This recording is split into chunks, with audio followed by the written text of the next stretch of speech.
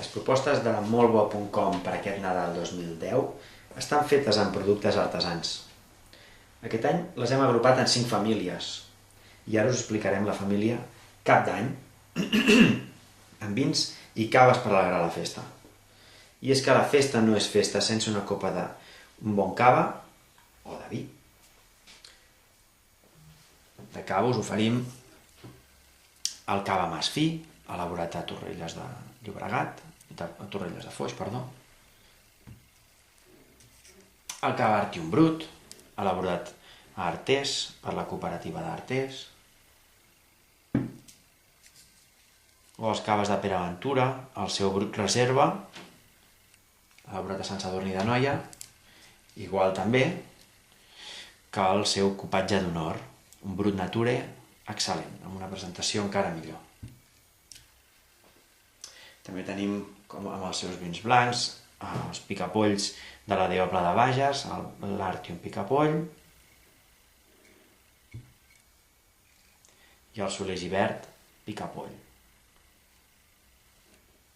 Els dos elaborats a Artés. I en vins negres tenim el Llàgrimes de Tardor, elaborat per la cooperativa de Bot a la Terra Alta. L'Oratori, elaborat pel celler Martí Fabra, amb DO Empordà.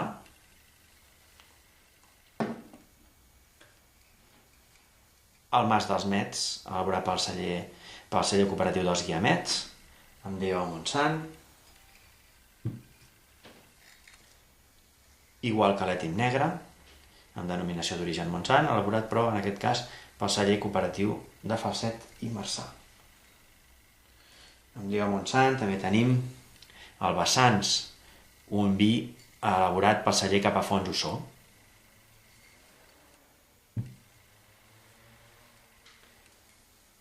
El Clot d'Encís Negre, elaborat altre cop per la cooperativa de Bot, amb denominació d'origen Terra Alta, o els Soler Gibert Merlot Reserva del Pla de Bages, o el Cabernet Sauvignon Reserva de Soler Gibert, en denominació d'origen Pla de Bages. I finalment, o quasi bé, el Rogenc del celler Capafons Ossó, en denominació d'origen Montsant, un rosat esplèndid, i un magnífic jove, l'Ònix clàssic negre, amb denominació d'origen protegida, Priorat, un vi que tot i ser jove pot guardar-se durant molt de temps. Sempre presentats en caixes com aquesta, o com aquesta en el cas del Pere Ventura Copatge d'Honor. Esperem que us agradin i que tingueu un molt bon any.